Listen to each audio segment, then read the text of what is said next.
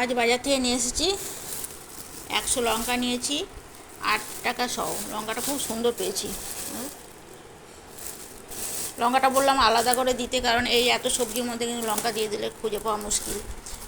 তো আরও নিয়েছি টমেটো, পটল, শসা, কাঁকরোল, আদা আর বরবটি এইসব নিয়ে, আর আম আর কলা নিয়েছি। এক জায়গা থেকে নিয়েছি। আম কলা সব এক জায়গাতেই পাওয়া যায়।